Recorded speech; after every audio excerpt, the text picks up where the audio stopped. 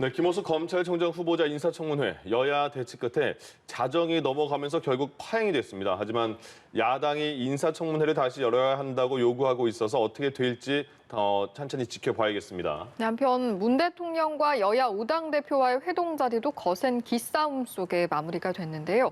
관련 내용을 포함한 정치권 이슈들 박진영 더불어민주당 전 상근 부대변인, 조청래 전 국민의힘 여의도연구원 부원장과 함께 짚어보도록 하겠습니다. 네, 어서 오십시오. 안녕하십니까? 안녕하세요. 예. 먼저 어제 총장 후보자 청문회 보겠습니다. 이게 뭐 김호수 총장 후보자와는 관련이 없는 발단의 시작은 이렇습니다. 김용민 민주당 의원이 유상범 국민의힘 의원에게 전관예우 말하면서 예전에 한 언론에 보도가 됐습니다. 그 대리수술 사망 사건 은폐 의혹에 대해서 자문을 하고 있는 그런 녹취가 공개가 됐었잖아요. 그걸 얘기했더니 동료 의원에 대한 예의가 아니다. 뭐 그 상황은 내가 나중에 수임하지 않았다. 이렇게 서로 공방이 치열하게 오가면서 조수진 의원 얘기도 나오고 같이 뭐 팔을 잡았느냐 안 잡았느냐 얘기 나오면서 결국에 저녁 7시부터 5시간 동안 12시까지 안 들어오면서 끝나버렸어요. 네. 어떻게 보셨어요? 뭐 이제 자정이 넘어서 자동으로 산회가 예. 되어버린 상황인데요. 제가 보기에는 속개되진 않을 것 같고요. 네. 참 이런 이야기 말씀드리겠습니다. 대한민국 국회는 청문회할 수준이 안 되는 것 같아요. 네. 제가 보기엔 그런 것 같습니다. 정쟁도 뭐 적당히 해야 되는 거죠. 예. 뭐 기생충 학자가 뜬금없이 뭐 참고인으로 나오기도 하고요. 그리고 여당도 여당 의원이라고 해도 저는 질문은 날카롭게 해야 된다고 생각합니다. 네. 어제 저는 이제 김호수 후보자의 그 라임 옵티머스 이 수사 뭐 변론 맡았던 부분들 예. 뭐 변론 직접 맡지는 않았다, 수임 받지는 않았다 이렇게 했지만은 그 전에 법무부 차관을 했던 사람으로서 그런 로펌에 갔다는 것에 대해서 저는 충분히 문제 제기가 있었어야 된다. 예. 그런 생각을 하는데요. 야당도 흔히 하는 우리 유상범 의원이라든가 김도읍 의원 같은 이 검찰 출신 맹장들이지 않습니까? 보통 청문회나 이 국정감사하면 목소리 높여서 싸우는 분들인데 갑자기 조용해지시더라고요. 모르겠어요. 같은 검사라서 그런지 모르겠는데 보면서 대한민국 국회는 20년을 해도 발전하지 않는구나. 예. 그런 생각이 들면서 참 국민들이 국회의원 필요 없다 소리 나올 수밖에 없다. 뭐 이런 저도 한숨을 지으면서 봤습니다. 네. 보는 사람 이제 TV를 보시는 많은 분들도 그 이상하지 않은 장면이었던 것 같아요. 항상 그러지 않았나 이런 생각이 반복되는 청문회였던 것 같거든요.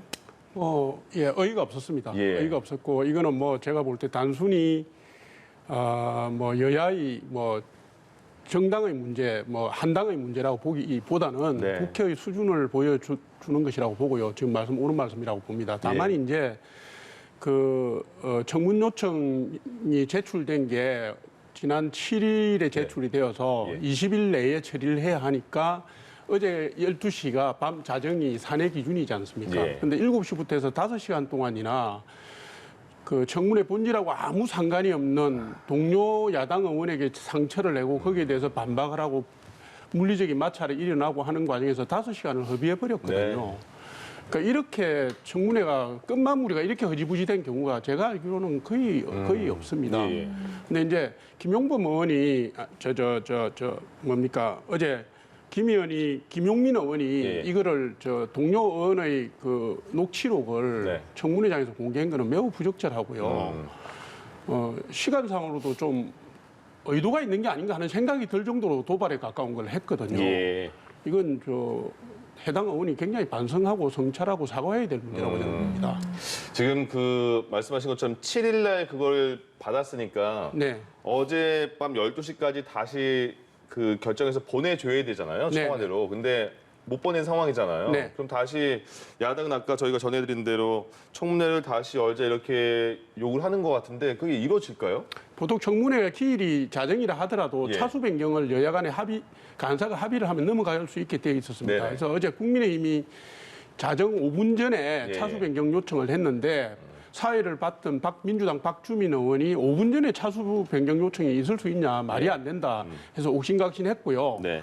어제 조수진 의원이 문자 메시지 내용과 관련해서 한 말에 의하면은 박주민 의원이 조수진 의원. 의원에게 죄송합니다. 네. 조수진 의원에게 뭐 차수 변경해주면 인사 청문회 경과 보고서에 동참하겠느냐 뭐 이런 제안을 했다 이런 얘기들이 나왔거든요. 네. 이게 제가 볼 때는 전체적으로 부적절한 얘기고요. 이게 지금 청문회가 끝나고 난 뒤에 인사청문회 경과 보고서를 만드는 데까지 3일간의 여유가 있습니다. 예. 그래서 여야 간사가 합의하면 될 일인데 이거를 그냥 법사위원도 해줄 수가 없다. 박주민 의원도 말도 안 되는 소리다 하면서 지금 뭉개고 가는 분위기입니다. 그런데 예. 민주당이 뭉개면은 야당이 어떻게 할 방법이 없어요. 그냥 그렇게 밀려가는 분위기로 보여집니다. 예. 네. 파행 전에 진행됐던 전반적인 청문회 분위기는 좀 어떻게 보셨는지 궁금한데 라임 사건 그리고 정치적 중립성 등 이런 문제들이 아무래도 좀 쟁점이 된 것 같습니다. 글쎄 라임 옵티머스 관련 이제 로펌에 적을 두고 있었다 이야기인데요. 예. 제가 보기엔 이런 것 같아요. 이 법사위에 들어와 있는 법조인들 시각에서 봤을 때는 그 돈이 큰 돈이 아니라고 생각했던 것 같아요. 제가 과거에 보니까 황교안 대표 같은 경우에 이 로펌에 한 1년 반 정도 근무하면서 16억씩 받기도 하고 예. 그런 경우 있는데 이 정도 돈은 큰 돈이 아니다 이렇게 생각하다 보니까 야당 의원들도 크게 질책을 하지 않은 것 같다 이렇게 느껴지는데요. 네. 저는 일반 서민의 생각으로서 다르게 생각합니다. 고위공직자가 바로 로펌에 가는 것 자체도 좀 저는 부적절하게 느껴지고요. 더 확대 해석하자면은 윤석열 총장 같이 전직 검찰총장을 한 분들이 정치를 하겠다든가 또 다른 어떤 그 일을 하겠다는 이런 것 자체도 저는 고위공직자 분들의 처신으로서 옳지 않다 그런 생각이 들고요. 예. 장기적인 과제이겠지만은 이 한국 사회에서 고위공직자 한 사람들이 기재부나 이런 쪽도 마찬가지입니다. 그 관련된 이 업무의 연장선에 있는 속에서 다른 일들을 할 수 있는 것들에 대해서 분명히 좀 제어를 해야 된다. 그렇지 않으면 그 업무를 하는 도중에도 예. 자기의 이 퇴임 이유를 생각하기 때문에 그 중립성이라든가 정당성이 저는 오해받을 수 있다. 그런 생각을 가지고 있습니다. 네. 예. 쟁점 사항들에 대한 전반적인 답변 분위기 좀 어떻게 보셨습니까?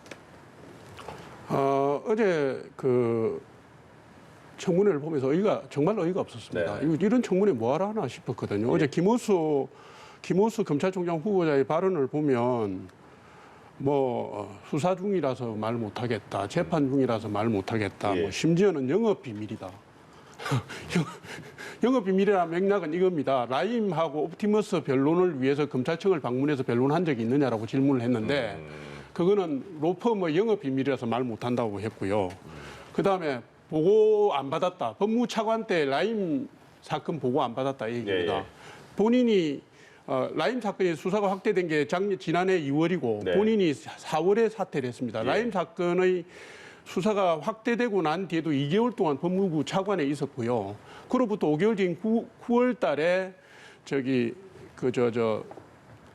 로펌에 들어가서 라임 사건을 수임했다는 건데 총 22개의 사건을 수임하고 그중에서 5개가 라임하고 옵티머스요? 예, 옵티머스 건이지 않습니까? 그게 피해액만 2조 1천억 원 정도 되고 네. 5천 명의 서민들이 극단적인 피해를 본 사건인데 본인은 그때 법무차관 때 보고받은 적이 없어서 나는 그게 관여하지 않았다. 예. 그리고 또 내가 변호사를 하면서 서민의 애환을 알았다. 이거 완전히 동물서답을 어제 한 거거든요. 제가 볼 때는 이거는 실정법 위반의 의혹도 사실은 있어요. 왜냐하면 이해충돌하는 측면이 있기 때문에 예. 있을 뿐만 아니라 공직자로서의 도덕성이라든가 기본적 염치가 없는 모습을 보여줬기 때문에 저는 매우 부적절한 인사였고 어제 청문회도 사실은 이런 식으로 청문회를 할 것 같으면 인사청문회법을 왜 만들었으며 왜 이거를 지루하게 이렇게 가져가는지 예. 그냥 임명해버리면 되지. 어차피 안 되면 31번째고 2번째고 할 거 아닙니까? 저는 어제 청문회 자체에 대해서 회의를 느꼈어요. 청문회가 계속 이어질수록 이렇게 청문회 자체에 대한 회의론도 많이 나오고 개선해야 된다는 그런 목소리도 많은 것 같아요. 저도 일면 공감합니다. 예. 라임 옵티머스 것 이런 것들에 대해서 좀 더 파헤치고 거기에 대해서 따졌어야죠. 네. 저는 그 후보자가 대답을 하지 않았느냐 잘 적절치 않았다 이야기에 대한 비판도 중요하지만은 예. 여야 의원들의 태도가 더 문제였다고 생각합니다. 질문 속에서 또 핵심이 있을 수 있잖아요. 그렇죠. 그 질문에 그 사안에 대한 것들은 질문을 하지 않고 질문 네. 외적인 걸로 다투다가 이 청문회가 불발된 거 아닙니까? 예. 저도 여당에 당직을 오랫동안 했었지만은 여당 의원들도 그런 거 잘 좀 생각해야 된다고 생각합니다. 제가 과거에 김부겸 총리 청문회 때 네네. 박재호 의원이라고 그분이 김부겸 총리의 여당 소속입니다. 그리고 예. 제가 알기로 예. 김부겸 의원과 개인적 친분도 아주 가까운데도 불구하고 김부겸 총리 후보자에게 벌칙금 문제를 막 따끔하게 이야기하시더라고요.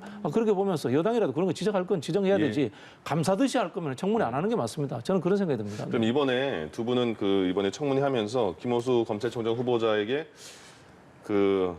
야당이 혹시 제기한 결정적인 한방이 있었는가? 결정적인 한 방이 없으니까 예. 뜬금없는 다른 걸로 싸웠죠. 어떻게 보면요. 그러니까 제가 말씀드리는 게 예. 저희는 전문가가 아니고 법조인이 아니니까 잘 네. 모릅니다.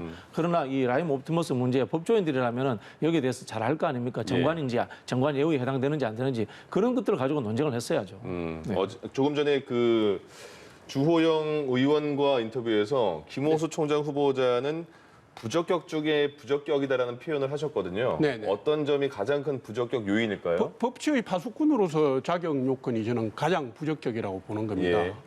그러니까 김학의 차관의 불법 출금에도 연루가 사실됐고요. 네. 본인은 부인했지만 작년에 조국 사태 때 윤석열 총장이 그 조국 전 장관 비리와 일가족 비리와 관련된 부분을 수사 지휘를 할 때 조국 윤석열 총장을 빼고 특별수사팀을 꾸리자는 건의를 한 걸로 대통령의 한 걸로 혐의를 받았던 분입니다.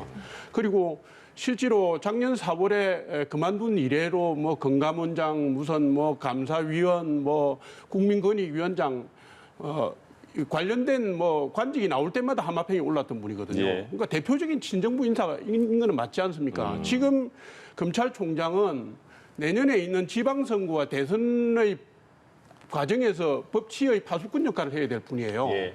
이런 친정부적이고 편향된 인사가 지금 검찰총장을 맡는 것은 저는 아니라고 보는 것이고 이거는 대한민국의 법치 자체를 상당히 위태롭게 만든다. 이게 예. 제일 결격 사유다라고 보는 것이고 두 번째가 라임하고 아까 옵티머스 사건과 관련됐던 네. 서민 피해 사례들을 뭐 도덕적 불감증으로 사건 수임을 맡아서 자기 관리가 안 되는 측면들 예. 그것도 큰 제가 볼 때는 결격 사유라고 봅니다. 알겠습니다. 어제 말했던 그 김호수 후보자가 요것만 하나 말씀드릴게요. 그 윤석열 전 총장을 빼고 꾸리진 않았다 확실하게 말한 점은 이제 말씀을 드리겠습니다. 예, 본인은 말을 어제 했으니까요. 그런 적이 없다라고 얘기했던 것 같아요. 알겠습니다. 예. 저는 뭐 말씀하신 라임 옵티머스 건에 대해서는 저도 동의합니다만 네. 정치적 중립성 문제는 저는 뭐 반대합니다.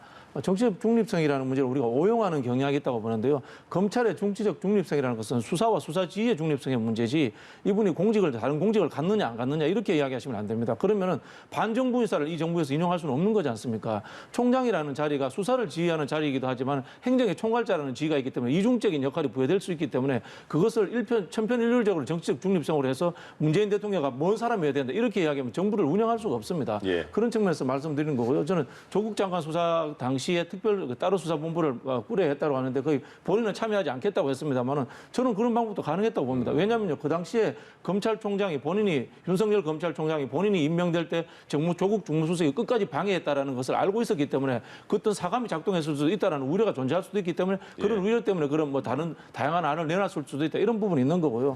그런 부분에서 저는 뭐 정치적 중립성에는 저는 별 문제가 없다 이런 생각이 듭니다. 그리고 뭐 감사위원 이야기를 했는데요. 감사원장이 뭐 저는 정치적으로 중립적이라고 생각하지 않기 때문에 그분의 평가를 가지고 이분이 정치적으로 중립이다 아니다라고 이야기하는 것은 맞지 않다 그런 생각이 듭니다. 예, 알겠습니다.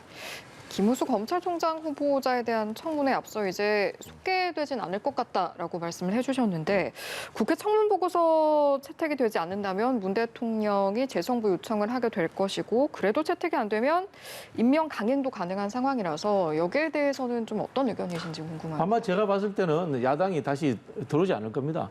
왜냐하면 별로 할 이야기가 없어요. 할 이야기가 없어요. 낱낱이 파헤칠 생각도 없고 제가 보기에는 낱낱이 파헤칠 생각이 없어요. 저는 금방 라임 옵티머스 건에 대해서 좀 파헤쳤으면 네네. 좋겠다고 생각했는데 예. 파헤치고 싶은 의향도 없고 다만 뭐 정쟁을 할 만큼 했고 그런 상황이니까 저는 이 청문회가 계속 지속되지 않을 것이다 이런 생각이 들고요. 예. 대통령이 이 송부제 요청이죠. 재송부 요청이 아니고 송부제 요청하고 뭐 이런 제가 봤을 때는 과정이 필요 없을 것 같다라는 생각이 듭니다. 예. 그렇게 보시나요? 임명에 대해서. 어제 청문회가 있기 전에 언론에 네. 지난번에 노무현 대통령 전 대통령 사망 직후의 검찰 수사 관련한 내용을 그 검사들을 수사팀 검사들을 격려하는 내용을 검찰 내부 통신망에 김우수 전 전 법무차관이 그 당시에 그 검사들을 격려하는 글을 내부 통신망 2%에 올렸다라는 네. 게 언론에 나왔어요. 예. 그래서 일반적으로 저희가 전망하기에는 그 민주당 내에서 여기에 대한 반발이 있다든가 친문 핵심에서 혹은 친노 핵심에서 이 문제를 제기할 걸로 저는 봤습니다. 네. 그런데 어제 의원들이 청문회 과정에서 이 문제를 한 사람도 질타한 사람이 없었고 친노 진영에서 이 문제에 대한 지적을 하고 나온 사람이 없어요. 이거는 뭐냐면 여권 전체가 단일 대우로 돼 있다라는 것을 얘기하는 것이고요. 예. 지금 임기를 1년 정도 앞둔 상황에서 친문 성향의 친정부 성향의 검찰총장 후보자를 새로 고르는 것이 어렵다고 판단한 것 같습니다. 그러니까 이거는 어떤 난관이 있더라도 밀고 나가겠다는 의사를 분명히 한 걸로 보여지고요. 예. 제가 볼 때는 거기에 대해서는 친문 핵심들, 친노 핵심들도 딴지를 걸지 않고 있는 상황이다 이렇게 평가를 합니다. 알겠습니다. 어제 청와대에서 여야 5당 대표가 대통령과 회동을 했습니다. 1년 3개월 만에 회동이라고 하는데요. 뭐 화합과 조화를 위해서 식사에 대한 의미를 좀 부여했을 때 비빔밥을 나눴다고 하는데 뭐 비벼지지 않았다 이런 얘기도 있고요. 그 어제 분위기 어떻게 보셨습니까? 뭐 비빔밥 잘 먹고 이제 밥상머리 앉아가지고 좀 예의 없는 모임이었다. 저는 그렇게 생각합니다. 우리가 과거 이제 YS DJ 뭐 이런 시절에 이 청와대에서의 영수회담 이런 걸 보시면요. 네. 사전에 합의할 것은 합의되어 있고 그다음에 질문할 것은 질문되어 있고 조율되어 있는 상태에서 왔는데 예. 뭐 이걸 뭐 정무수석 탓이다 이렇게 하면 제가 할 말은 없습니다만은 물론 뭐 오랜만에 모인 자리니까 야당 그 대표들이 충분히 할 말 하셔도 됩니다. 그러나 정리할 것은 정리하고 나와서 해야 되는데 예. 최소한의 정리도 없었다. 그리고 최소한의 대통령이 그 한미 정상회담에 대한 성과를 보고한 것에 대한 뭐 표현이 칭찬이라는 표현이 그렇습니다만은 네. 어떤 뭐 고생하셨다 이 한마디 덕담조차 없었다는 것에 대해서 상마가다를 넘어서서 국가의 지도자 까민지도 진짜 참 다시 한번 봐야 되겠습니다, 솔직히. 네. 어제 그 큰 틀은 한미 정상회담에서의 뭐 성과를 이제 알려주고 당끼리 잘 협력해서 정부와 함께 이끌어 나가자 이런 느낌이었는데 그 야당 쪽 인사들은 아까 그 글을 본 것처럼 좀 많은 그 불만을 토로하는 그런 자리가 됐네요. 야당 지도자들이 대통령을 따로 만날 수 있는 기회가 없지 않습니까? 네. 그러니까 기왕에 만났으니까 우리 국민들이 갑갑해하는 현안들에 대해서 건의를 드리는 건 당연한 거고요. 예. 어제 나온 게 뭐 백신 스와프 문제, 네. 그다음 자영업자들의 고통에 관련된 문제, 부동산에 관련된 문제, 세금 폭탄에 관련된 문제를 야당의 지도자들이 대통령께 말씀을 드렸는데 네. 역시나 아무 대응이 없으셨어요. 그러고서 하신 말씀이 청와대 발로 나온 게 소통의 중요성을 알았다. 3개월에 한 번씩 만나자. 이거는 대통령 되시고 난 그 해부터 나온 얘기입니다. 예. 그러니까 지금까지 야당 대표들하고 만나가지고 의미 있는 무슨 성과를 내거나 예. 혹은 건의를 받아들여서 정책에 반영하겠다라는 전향적인 자세를 보이거나 하신 예. 적이 한 번도 없어요. 이거는 뭐냐면 아까도 말씀하셨지만 대통령은 우리나라의 최고 지도자인데 예. 최고 지도자가 야당의 지도자들을 만났는데 어제 조율이 없는 것은 한국의 대통령이 미국 대통령을 만날 때 어제 조율 없는 거하고 똑같은 겁니다. 어제를 정무수석이 사전에 조율하고 최소한의 아무리 낮은 단계의 것이라도 한두 가지는 예. 합의사항이 나오든지 아니면 대통령께서 검토해서 밑에 지시하겠다고 나오든지 해야 되는데 네.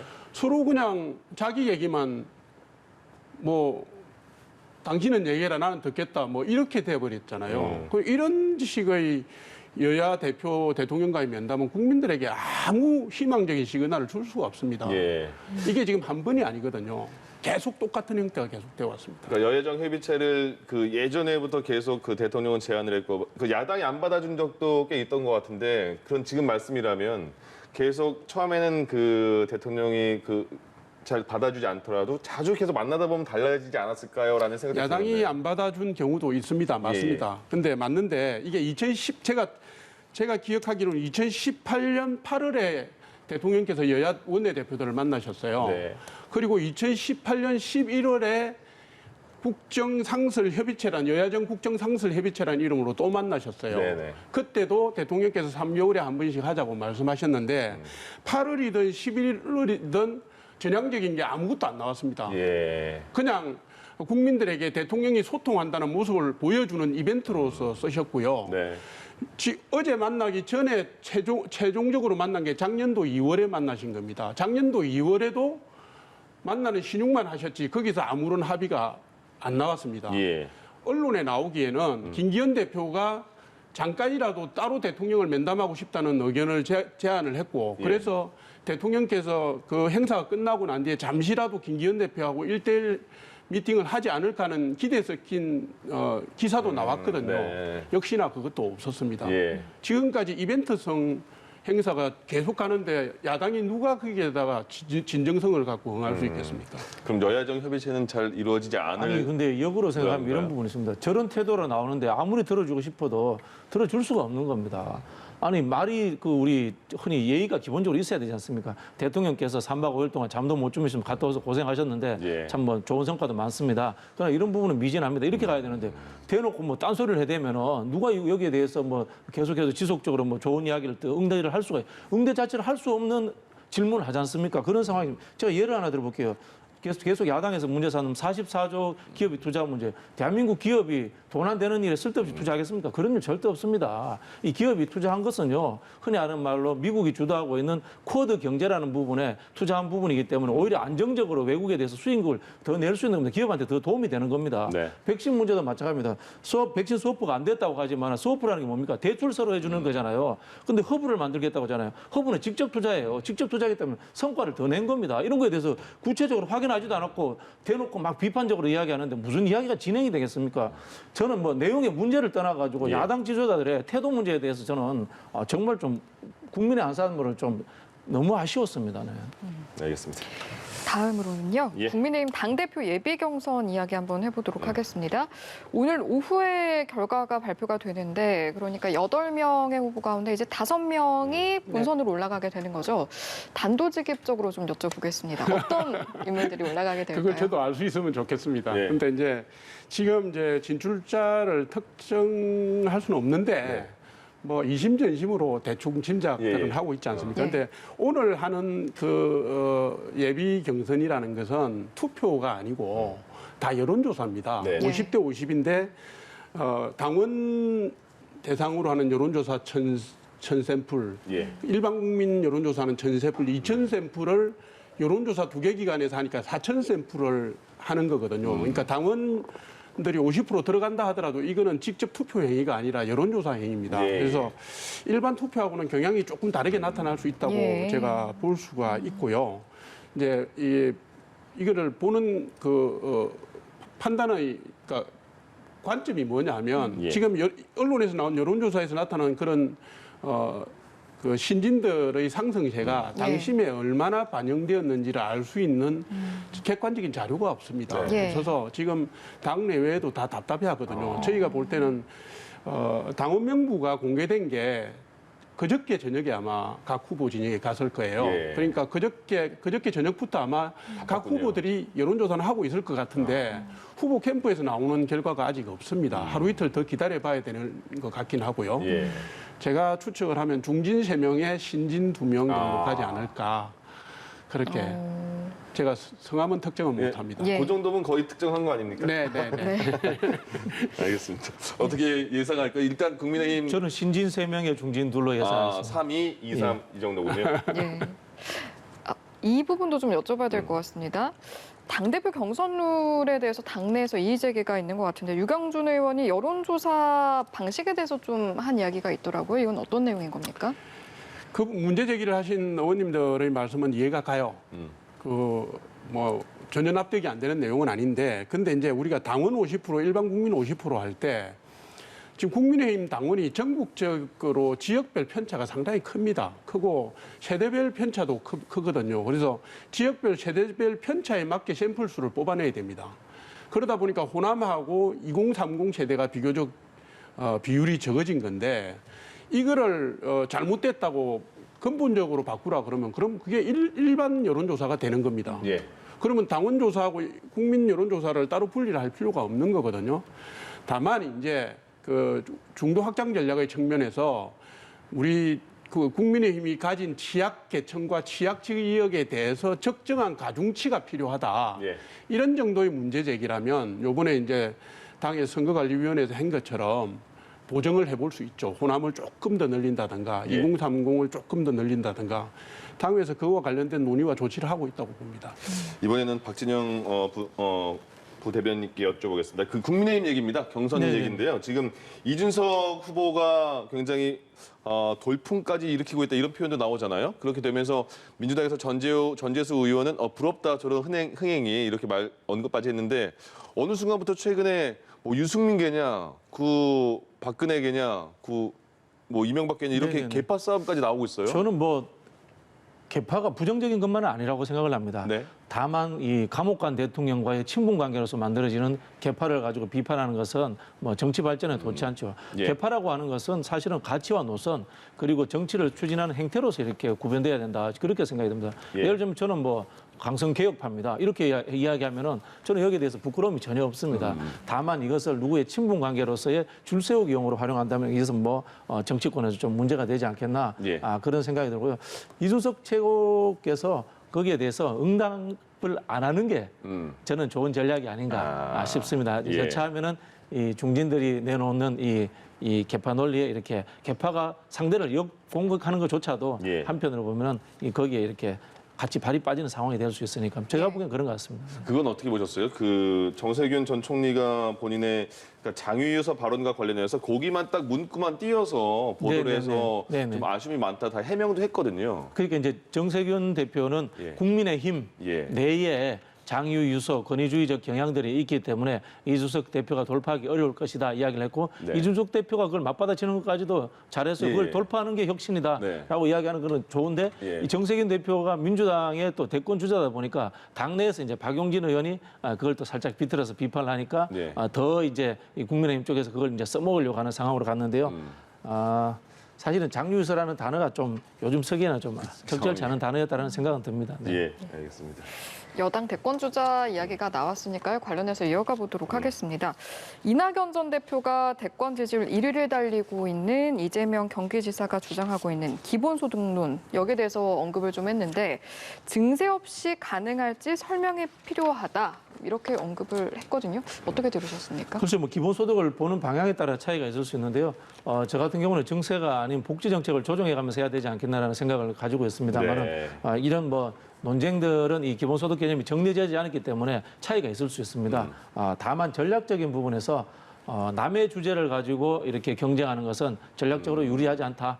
저는 이런 생각이 들고요. 네. 요즘 저기 이렇게 후발 주자처럼 따라가고 있는 다른 이제 묵직한 뭐 총리하셨던 분들 이런 분들에게 제가 감히 조언을 드리자면 통일 외교라든가 경제라든가 이런 좀 거시적인 것들을 가지고 자기만의 브랜드를 만드는 것이 좀 더 도움이 되지 않을까 이렇게 제가 말씀드리겠습니다. 예. 이건 어때 그 부동산 대책에 대해서 계속 부동산 특위가 있으면서 네. 논의를 하고 5월 말 정도에는 어느 정도의 그 도출안을 내놓겠다라고 언급했는데 지금은 거의 재산세와 관련해서만 얘기가 거의 마무리가 된 그렇죠. 건가요? 재산세 부분은 좀 완화가 되는 것 같은데요. 예. 근데 과연 그렇다고 시장에 매물이 나올까라는 뭐 당내 비판은 있을 것 같습니다. 이게 6억에서 9억으로 올린다는 거잖아요. 예, 그렇죠. 예. 예. 그럼에도 불구하고 당에서 이런 것들을 해결하려고 노력하는 과정이다. 좀 이렇게 봐주시면 좋을 것 같고요. 예. 이건 역시 저도 한편으로 전략적으로 보면요. 이게 당장에 해결할 수 없는 것들은 해결하는 과정을 드러내놓고 하는 것은 뭐 별로 정치적으로 도움이 안 될 수도 있습니다. 우리 농담 비슷하게 그런 이야기 해결 안 되면 전환하라 그러거든요. 딴 이슈를 갖고 와라. 이런 이야기를 하는 측면이 있기 때문에 예. 부동산 문제를 꾸준히 노력한다는 것은 저는 뭐 의미는 있다고 봅니다만은 네. 다른 이슈와 의젠들을 찾아내는 노력도 같이 해야 되지 않겠나 그런 생각이 듭니다. 얼마 전에 국민의힘에서는 부동산과 관련해서 먼저 이제 대책을 내놨잖아요. 네. 거의 12억까지 다 뭐 재산세 뭐 종합 예. 다 올리기로 한 거죠. 지금 그럼 민주당의 지금 예. 과정 입장에선 민주당의 상황은 어떻게 평가하십니까? 국민의힘은 당의 안을 지금 내놓은 상태고요. 네네. 민주당의 부동산 특위 관련 내용을 들여다보고 있으면 딱 옛날 말에 일모도원이라는 말이 생각이 납니다. 갈 길은 멀었는데 날은 어두워지고 등짝에 지고 있는 짐은 무겁고 이런 상황인 거예요. 제가 왜 이 말씀을 드리냐면 네. 6월 1일 날이 공동주택 재산세와 종부세를 매기는 기준일입니다. 예.